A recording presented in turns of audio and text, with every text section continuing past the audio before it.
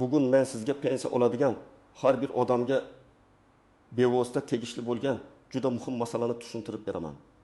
19 avgustdan keyin ko'p joylarda pensiya to'lash, tekshirish, qayta hisoblash va hujjatlarni tasdiqlash tartibida oldingidek o'zi bo'lar degan yondashuv ishlamaydi. Kimdir pensiyasini kartadan olayotgan bo'lsa ham, kimdir naqd pul qilib olayotgan bo'lsa ham, kimdir nogironlik pensiyasi, yoshga doir pensiya yoki o'quvchisini yo'qotganlik pensiyasi olayotgan bo'lsa ham, bu ma'lumotlarni bilib qo'yishi shart. Men bu videoda sizga oddiy tilda tushuntiraman. Avval qanday edi? Endi nimalarga e'tibor kuchayadi? Kim xavotir olishi kerak? Kim esa bemalol bo'lishi mumkin? Qaysi xatolar pensiyaning kechikishiga yoki ortiqcha to'langan pulni qaytarishga olib kelishi mumkin? Videoni oxirigacha ko'ring. Chunki eng muhim amaliy qadamlarni oxirida birma-bir aytaman. Hozirning o'zida kanalga obuna bo'ling, like bosing, chunki bunday ma'lumotni vaqtida bilgan odam asabini ham, pulini ham asraydi deydi. Oldin ko'p pensionerlar shunday yashab kelgan. Oy boshida yoki belgilangan sanada pensiya tushadi. Odam bank kartasidan yechib oladi yoki pochtachi, bank vakili yaqin qarindoshi orqali oladi. Kimdir qishloqda yashaydi. Kimdir farzandining uyida turadi. Kimdir ro'yxatda bir joyda, amalda boshqa joyda yashaydi. Ko'p hollarda hech kim mayda tafsilotlarga chuqur kirib o'tirmasdi. Agar pensioner tirik, hujjati bor, pensiya tayinlangan bo'lsa, pul berilardi. Lekin endi asosiy o'zgarish shundaki, pensiya faqat pul berish masalasi emas, balki ma'lumotlarni solishtirish, hujjatlarni yangilash, haqiqiy yashash holatini aniqlash va ortiqcha to'lovlarning oldini olish masalasiga aylanmoqda. Men buni murakkab qilib emas, oddiy qilib tushuntiraman. Davlat tizimlari bir-biri bilan ko'proq bog'lanadi. Bank, pensiya jamg'armasi, FHDYO, tibbiy mehnat ekspertiza ma'lumotlari, yashash joyi bo'yicha ma'lumotlar, ayrim hollarda ishga joylashganlik yoki daromad haqidagi ma'lumotlar solishtiriladi. Natijada avvalgidek hujjat eski bo'lsa ham yuraveradi. Ishonchnoma muddati o'tgan bo'lsa ham bir ilojini qilamiz. Odam boshqa joyda yashasa ham muammo bo'lmaydi degan holatlar xavfli bo'lib qoladi. Bu yerda men eng muhim narsani aytaman. Hamma pensionerning pensiyasi avtomatik ravishda to'xtab qoladi degan gap noto'g'ri. Bunday vahimaga berilmaslik kerak. Lekin ma'lum toifadagi odamlar hujjatini tekshirib olmasa, karta ma'lumotini yangilamasa, ishonchnomani to'g'ri rasmiylashtirmasa, yashash joyidagi o'zgarishni bildirmasa yoki nogironlik muddati tugagan bo'lsa, pensiya kechikishi, vaqtincha to'xtashi yoki qayta hisob-kitob bo'lishi mumkin. Avval pensioner ko'pincha bir marta pensiyaga chiqqandan keyin tinchgina pulini olib yurardi. Masalan, 62 yoshli otaxon yoshga doir pensiyaga chiqdi. Unga 1.200.000 so'm pensiya tayinlandi. Har oy kartaga tushdi. U esa o'g'liga kartani berib qo'ydi. O'g'li pulni yechib, otasiga naqd qilib olib keladi. Agar hammasi halol bo'lsa, bu yerda muammo yo'q. Lekin tizim nuqtai nazaridan savollar paydo bo'lishi mumkin. Karta egasi kim, pulni kim ishlatyapti? Pensioner tarikmi? O'zi xabardormi? Unga pul yetib boryaptimi?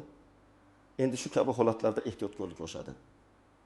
Agar pensioner pulni o'zi ola olmasa, masalan yotib qolgan bo'lsa, chet elga davolanishga ketgan bo'lsa, farzandi orqali olmoqchi bo'lsa, bunga asos bo'ladigan ishonchnoma yoki qonuniy vakillik hujjati to'g'ri bo'lishi kerak. Onamning kartasi menda, o'zim yechaman degan gap oilada oddiy ko'rinishi mumkin. Lekin bahs chiqsa, ayniqsa qarindoshlar o'rtasida nizo bo'lsa, bu katta muammoga aylanadi. Yana bir misol. Ayol kishi boquvchisini yo'qotganlik pensiyasi oladi. Farzandi 7 yoshda. Unga oyiga 900.000 so'm to'lanmoqda. Oldin bola maktabda o'qiyotgani hammaga ma'lum, hujjat bir marta topshirilgan, pul kelib turgan. Lekin bola 15 yoshga to'lgandan keyin agar u kunduzgi ta'limda o'qiyotgan bo'lsa, o'qish joyidan ma'lumotnoma talab qilinishi mumkin.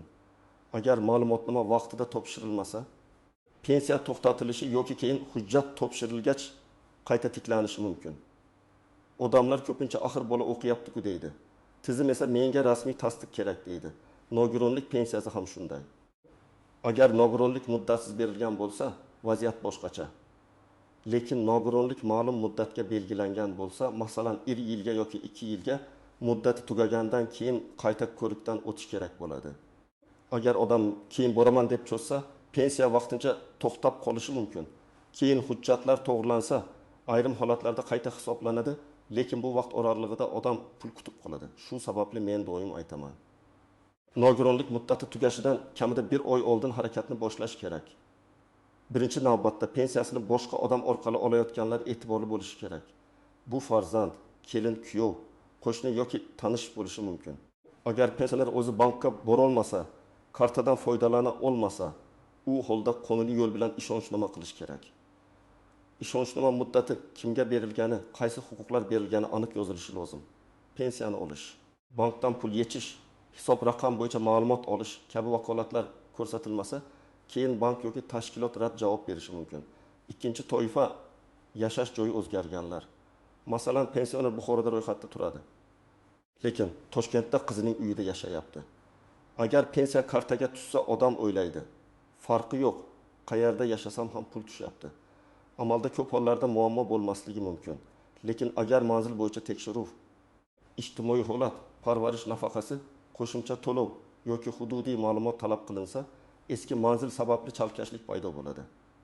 Shu bois doimiy ko'chib o'tgan odam ro'yxat va haqiqiy yashash joyi masalasini aniqlashtirib olgani yaxshi.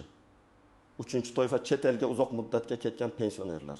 Agar odam 1-2 oyga farzandinikiga borib kelsa, bu boshqa masala.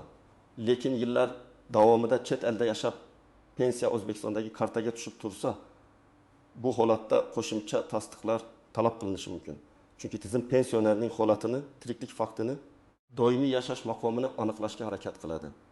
Ayniqsa pensiyani boshqa odam yechib turgan bo'lsa, hujjatlar yanada muhim bo'ladi. 4-toifa hujjatlarda farq bor odamlar. Pasportdagi ism bir xil, pensiya hujjatida boshqacha, tug'ilgan sana eski mehnat daftarchasida boshqa, nikohdan keyin familiya o'zgargan, lekin ayrim hujjatlar yangilanmagan. Bunday mayda ko'rgan farqlar pensiya tayinlashda ham, qayta hisoblashda ham, bank kartasiga o'tkazishda ham muammo keltiradi. Masalan, ayolning mehnat daftarchasida familiyasi Karimova, pasportida Tursunova. Agar nikoh yoki familiya o'zgargani haqidagi hujjat bo'lmasa, stajni tasdiqlash qiyinlashadi. 5-toifa ishlashni davom ettirayotgan pensionerlar. O'zbekistonda ko'p pensionerlar pensiyaga chiqqandan keyin ham ishlaydi. Bu hammaning huquqi, lekin ayrim qo'shimcha to'lovlar, ayrim nafaqalar yoki ijtimoiy yordamlar daromad va ish holatiga bog'liq bo'lishi mumkin. Shuning uchun men pensiyada ishlayotganim hech kimga ta'sir qilmaydi deb o'ylamaslik kerak. Har bir to'lovning o'z sharti bor.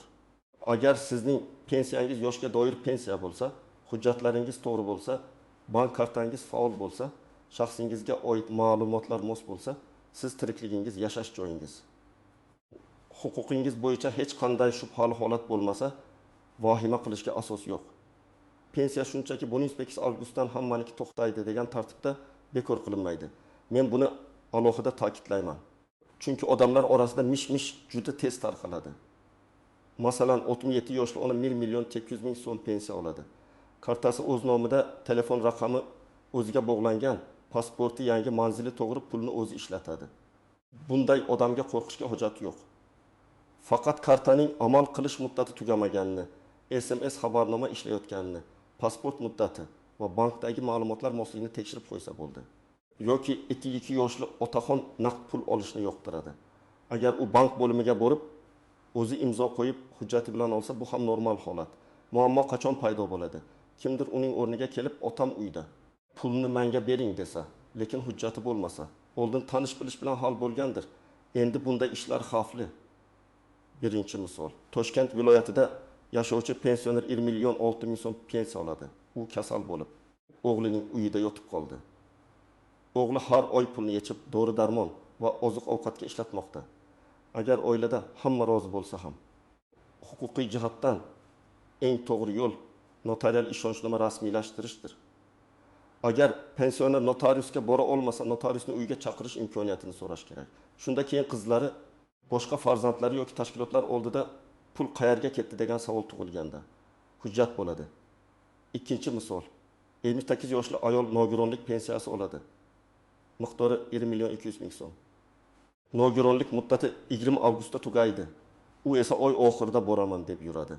Natijada tizimda muddat tugagan ko'rinadi va keyingi to'lov to'xtab qolishi mumkin. Keyin u shifoxonaga, tibbiy komissiyaga, pensiya jamg'armasiga qatnaydi, pul kechikadi. Agar u yil oxiri yoki avgust boshida harakatni boshlaganda bunday uzilish bo'lmasdi. Uchinchi misol, Boğuvchisini yo'qotganlik pensiyasi olayotgan talaba 12 yoshga to'ldi. U institutning kunduzgi bo'limida o'qiydi. Pensiya davom etishi uchun o'qish joyidan ma'lumotnoma kerak bo'lishi mumkin. Talaba men kontrakt to'laganman, institutda o'qiyotganim aniq-ku deydi. Lekin pensiya jamg'armasi rasmiy hujjatga qaraydi. Ma'lumotnoma topshirilmasa, oyiga 200 ming so'm to'lov to'xtashi mumkin. 3 oy kechiksa. Oilaga 2 million bejim ming so'm yetishmay qoladi. Keyin hujjat bilan yurish, qayta tiklash, ariza yozish kerak bo'ladi. 4-misol. Pensionerning bank kartasi muddati sentabrda tugaydi, lekin u buni bilmaydi. Pensiya tushgan, lekin karta orqali yechib bo'lmayapti. U pensiyamni kesib tashlashdi deb vahima qiladi. Aslida muammo pensiyada emas, kartada. Bunday vaziyatda bankka pasport bilan borib kartani yangilash kerak. Shuning uchun men doim aytaman, pensiya tushmadimi yoki tushib yechilmadimi, avval farqini aniqlang. Bank ilovasida yoki SMSda pul tushgani ko'rinadimi? Agar tushgan bo'lsa, muammo bank kartasi, PIN kod bloklanish yoki limitda bo'lishi mumkin. Birinchi nozik nuqta, pensiya bilan nafaqa bir xil narsa emas. Ko'p odam hammasini pensiya deb ataydi. Aslida yoshga doir pensiya nogironlik pensiyasi, boquvchisini yo'qotganlik pensiyasi va turli ijtimoiy nafaqalar bor. Ularning shartlari turlicha. Masalan, yoshga doir pensiya staj va ish haqiga bog'liq bo'lishi mumkin. Ijtimoiy nafaqa esa boshqa mezonlar asosida beriladi. Shuning uchun qo'shningizga tegishli qoida sizga ham aynan tegishli bo'lmasligi mumkin. Ikkinchi nozik nuqta, ortiqcha to'lov masalasi. Agar odamga huquqi bo'lmagan davr uchun pul to'langan bo'lsa, keyin bu summa qaytarilishi talab qilinishi mumkin. Masalan, nogironlik muddati tugagan, lekin tizimda xatolik bilan yana 2 oy pensiya tushgan. Har oy 1 million 100 ming so'mdan tushsa, jami 2 million 200 ming so'm bo'ladi. Keyin aniqlansa, men ishlatib yuborganman degan gap yordam bermasligi mumkin. Shuning uchun shubhali pul tushsa darhol aniqlashtiring. 3-nozik nuqta, vafot etgan odamning pensiyasi. Bu juda og'ir mavzu, lekin aytish kerak. Agar pensioner vafot etsa, uning nomiga keyingi oy pul tushib qolsa, qarindoshlari bu pulni ishlatib yubormasligi kerak. Chunki tizim keyin FDY ma'lumotlar orqali buni aniqlaydi. Ortiqcha to'lov qaytariladi. Dafn puli, meros, bankdagi qoldiq pul kabi masalalarning alohida tartibi bor. Vafot etgan odamning kartasidan shunchaki pul yechish keyin huquqiy muammo keltirishi mumkin. 4-nozik nuqta, telefon raqami va SMS xabarnoma. Ko'p pensionerlarning kartasi o'z nomida, lekin SMS farzandining telefoniga ulangan. Bu amaliy tomondan qulay, lekin xavfsizlik nuqtai nazaridan ehtiyot bo'lish kerak. Agar oilada ishonch bo'lsa ham, pensioner kamida oyiga bir marta qancha pul tushganini bilishi kerak. Chunki ayrim hollarda pensionerning o'zi pensiyasi miqdorini ham bilmaydi. Bu esa suiiste'molga yo'l ochadi. 5-nozik nuqta, kredit va qarzdorlik. Ba'zi pensionerlar kartasiga pensiya tushishi bilan avtomatik kredit, mikroqarz yoki boshqa ushlab qolishlar bo'lishidan shikoyat qiladi. Agar sizda bank oldida qarz bo'lsa, shartnomani tekshiring. Pensiya ijtimoiy to'lov bo'lgani uchun ayrim cheklovlar bo'lishi mumkin. Lekin qarz majburiyatlari ham e'tiborsiz qolmaydi. Bank bilan yozma tartibda gaplashing, og'zaki va'da bilan cheklanib qolmang. Endi men sizga aniq qadamlarni aytaman. Birinchi qadam, hujjatlaringizni tekshiring. Pasport yoki ID karta, pensiya guvohnomasi yoki pensiya tayinlanganini tasdiqlovchi ma'lumot, bank kartasi, telefon raqami, yashash manzili bir-biriga mos bo'lsin. Ism, familiya, tug'ilgan sana, JSSSH raqami noto'g'ri kiritilmaganini tekshiring. Ikkinchi qadam, bank kartangizni tekshiring. Karta qachongacha amal qiladi? PIN kod esingizdami? Karta bloklanmaganmi? Pensiya tushadigan hisob raqam aynan sizning nomingizdami? Agar karta yo'qolgan bo'lsa, darhol bankka boring va bloklatib yangisini oling. Keyinroq demang, chunki keyingi to'lovda muammo chiqishi mumkin. 3-qadam, agar pensiyani boshqa odam olib berayotgan bo'lsa, ishonchnoma masalasini hal qiling. Notariusga murojaat qiling. Agar pensioner yurishga qiynalsa, notariusni uyga chaqirish mumkinmi? Shuni so'rang. Ishonchnomada aynan pensiyani olish, bank hisobidan pul yechish, tegishli idoralarga ariza berish vakolatlari yozilsin. Muddati tugagan ishonchnoma bilan yurib, keyin rad javob olgandan ko'ra, oldindan yangilab qo'ygan yaxshi. 4-qadam. Nogironlik pensiyasi oladiganlar muddatni tekshirsin. Tibbiy mehnat ekspertiza xulosasida nogironlik qachongacha berilgani ko'rsatiladi. Agar muddat yaqinlashgan bo'lsa, oilaviy shifokor, poliklinika, tegishli tibbiy muassasa orqali qayta ko'rik tartibini boshlang. Kerakli tahlillar, kasallik tarixi shifokor xulosalari, avvalgi hujjatlarni tayyorlang. 5-qadam. O'quvchisini yo'qotganlik pensiyasi olayotgan oilalar farzandining yoshi va o'qish holatini tekshirsin. Farzand 19 yoshga yaqinlashayotgan bo'lsa, o'qish joyidan kunduzgi ta'limda o'qiyotgani haqida ma'lumotnoma oling. Ma'lumotnomada talabaning F, tug'ilgan sanasi, kursi, ta'lim shakli, o'qish muddati aniq yozilgan bo'lsin. 6-qadam, agar pensiya miqdorida o'zgarish bo'lsa, darhol sababini so'rang. Pensiya kamayib tushdimi? Umuman tushmadimi, kechikdimi? Avval bankdan hisob harakatini oling. Keyin pensiya jamg'armasining tuman bo'limiga murojaat qiling. Arizani yozma shaklida bering. Arizada falon oydan boshlab pensiya to'lovi tushmadi yoki miqdor kamaydi. Sababini tushuntirishni so'rayman deb aniq yozing. Og'zaki gap bilan cheklanib qolmang. 7-qadam, ortiqcha to'lov tushsa, uni ishlatishga shoshilmang. Masalan, odatda 1.400.000 so'm olasiz, birdan 2.800.000 so'm tushdi. Bu qayta hisob kitob bo'lishi ham mumkin, xatolik ham bo'lishi mumkin. Bankdan yoki pensiya jamg'armasidan aniqlashtiring. Agar qonuniy qo'shimcha bo'lsa, bemalol ishlatasiz. Agar xato bo'lsa, keyin qaytarish osonroq bo'ladi. 8-qadam, barcha hujjatlarning nusxasini saqlang. Pasport nusxasi, pensiya bo'yicha qaror, ishonchnoma, bank rekvizitlari, arizalar, javob xatlari, tibbiy xulosalar alohida papkada tursin. Oddiy papka katta muammoni hal qiladi. Ko'p odam idoraga boradi, hujjatim bor edi deydi. Lekin topa olmaydi. Hujjat topilmasa isbotlash qiyinlashadi. Agar pensiya tayinlash, qayta hisoblash, to'xtab qolish yoki hujjat masalasi bo'lsa, birinchi navbatda yashash joyingizdagi pensiya jamg'armasi bo'limiga murojaat qiling. O'zingiz bilan pasport yoki ID karta, pensiya hujjatlari, bank kartasi rekvizitlari, agar vakil bo'lsa ishonchnoma olib boring. Agar muammo bank kartasi, pul yechish, karta bloklanishi, SMS xabarnoma yoki hisob raqami bilan bog'liq bo'lsa, pensiya tushadigan bankka boring. Bankdan hisob varaq bo'yicha ko'chirma so'rang. Ko'chirmada pul tushganmi? Qachon tushgan, yechilganmi, ushlab qo'linganmi, hammasi ko'rinadi. Agar nogironlik bilan bog'liq bo'lsa, poliklinika, davolovchi shifokor va tibbiy ekspertiza tartibini aniqlang. Agar familiya, tug'ilgan sana, nikoh, vafot etish yoki qarindoshlik tasdiqlash kerak bo'lsa, FXDga hujjatlari kerak bo'ladi. Agar sinfdosh masalasi bo'lsa, arxiv ma'lumotnomasi, ish joyidan ma'lumot. Ish haqi bo'yicha hujjatlar talab qilinishi mumkin. Eng muhimi, ariza yozganda hissiyot bilan emas, aniq fakt bilan yozing. Menga yordam bering deyishning o'zi kam. Men falon sanadan beri pensiya olaman. Falon oy uchun to'lov tushmadi. Sababini tushuntirishni va to'lovni tiklashni so'rayman deb yozing. Arizangiz qabul qilingani tasdiqlovchi raqam yoki muhrlangan nusxani oling. Demak, 15 avgustdan keyin pensionerlar uchun eng asosiy xulosa shuki, oldingidek beparvo yurish endi xavfli.